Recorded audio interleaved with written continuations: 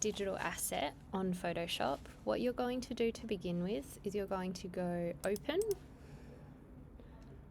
Once you have got your file explorer open, you're going to find the file that you would like to pull from. It should be a JPEG file if you have scanned it from the scanner. Once you've done that, you're going to select open,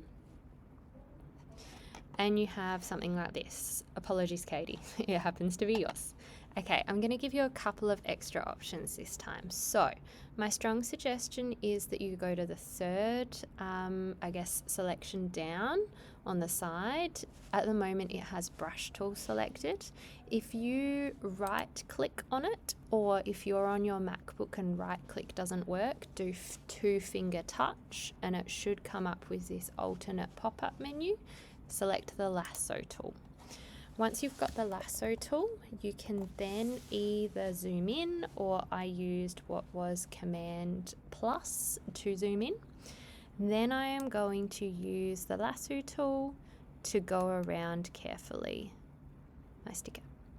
When I'm doing this, I'm trying to make it so that then the edges are all even. Once I have that, it will make a selection. Oop, I'm going to press undo because I did not mean to move my selection, so I went Command and then Z to undo. Okay, so I've got my selection. I am then going to select and mask. I am then going to come over to the side. Now yours probably won't appear red to begin with. To make it that red view, if you would like it, you can click on View and you can select Overlay. Once you've done that, then you scroll right down to the bottom on this side menu, and then you go to Output Settings. Press the arrow if you need to. It's then got an output to. Currently it's a selection, so if I was to press OK, it would look the exact same as it did before I pressed Select and Mask. I want to select New Layer with Layer Mask. If I then go OK, I then have a really large file with my small sticker in the middle. You've got two options after this point. You can either choose to crop the image, which would be this tool just here, or alternatively, if you want the option to be able to still make edits to your others or select your other stickers, on the side here is your layers. So if you were to select the eye here where it says background, it will bring back the rest of your illustrations. Similarly, if you press the eye for here on the layer that I've currently got selected, which is background copy, it makes that unseen. You just didn't see a change because it looks exactly the same. What I could do, instead of cropping, as I said earlier, I could go File, New, and create just a new, file type. Okay. I can then come back over here because I've now got tabs that are open. I can select this one.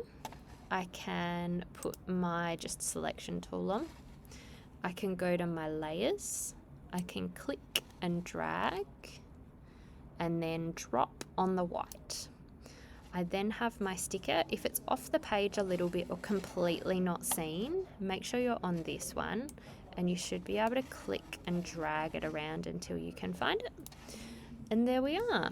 If I then click the eye on my background, you can see what my sticker will look like overall. And this is where potentially, just so that then you don't have to keep opening up new files constantly, I have a sticker that I have cropped and that I can now export. So if I now go to save this file, go File and then Export. My suggestion is probably go Quick Export, but if you really want to get into the weeds of it, go Export As, but Quick Export PNG, and then save your file somewhere where you are going to remember it. You will upload a copy of each of your PNG files to Daymap, as well as your Keynote. So if I now find that file in Design illustration, I have my star sticker that looks like this. And I can then copy and paste that over things in Canva, okay? There is one other selection option that I can potentially give you. If I go back to my original file, I'm going to get out of the cropped view. I'm going to turn the eye off on background copy, but on background. And if I zoom in on something else, say I wanted this little character. Okay, there is the lasso tool that you can use for your selection, which is what we used earlier. However, there are lots of other selection tools. The other one that you may like to use is the quick selection tool. Object selection would also work. I might select that one instead. So I'm going object selection tool, okay? So what I'm able to do now with my mouse is I'm able to either hover over an object and it should select it, or I can click and drag over an object, and with AI's help, it will select that for me. If I now hold Shift, and if I was to click and drag over this whole piece, it will hopefully select all of the bits that I want. You can see that it hasn't selected this part here, so I'm still holding Shift, and I'm going to hopefully add that as an addition. If it didn't work, I can try again, and hopefully eventually it will pick up the areas that you want. Exactly the same process again. Select and mask. My overlay is selected, so I can clearly see what is selected and what isn't. If there's bits that I don't want to be white, over here on the side, you're able to change your selection. So I'm going to use what is called, I believe, the brush tool. And I am going to lower my brush, and I'm also going to increase the hardness just so it's got a hard edge on it. I can then select the minus button, and I can then, so long as my brush is small enough, I can potentially, oh no, potentially erase that part. There is one issue that I am facing though, and that's why it's kicked me out of that. I did not have the correct layer selected over here when I was doing my selection previously. So I'm actually going to have to go to my arrow button, deselect, select the correct layer, select the object selection tool, and do this process again, now on the correct layer. We've made it again. I'm holding Shift, I'm holding Shift, I'm holding Shift. We have selected the extra things. Select and mask, brush tool, smaller brush size, minus selected. I'm then able to modify my selection with a paintbrush. I would zoom in by pressing Command and plus to make that easier for me. Once I'm happy, I scroll down, I go to Output Selections or Settings, and I select New Layer with Layer Mask. I go OK. I've got my sticker, but you can see that it is without the white border this time. I can then click and drag this new layer to my square over here. I can make the star not visible. I can select my movie tool. I can pull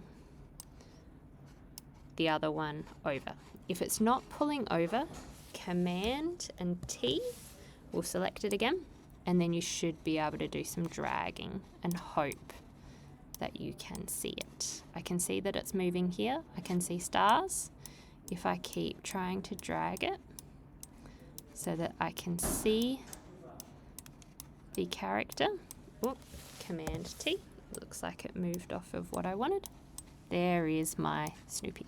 Now you can see that my cropped size is actually too small, so I'm going to see if I can make it a little bit bigger. I'm going to select Done. I'm going to go File, Export, quick export, save it in my folder, go to my files, select that PNG, and I have my second sticker. And you can see the difference between the two digital assets that I have created. If you want to further do some looking or research, you are able to potentially open up a random Canva file if you want to test it. So if I find my Canva, and if I open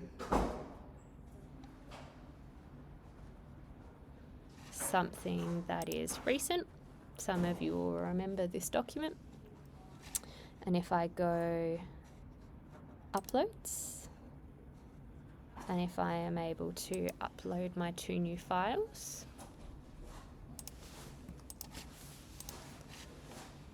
I then should be able to use these digital assets as Kate would within my designs. I hope that this has been a good tutorial for you. Congratulations if you made it to the end, you did well. And good luck. Send me messages or ask me questions in person if you have any questions. Bye.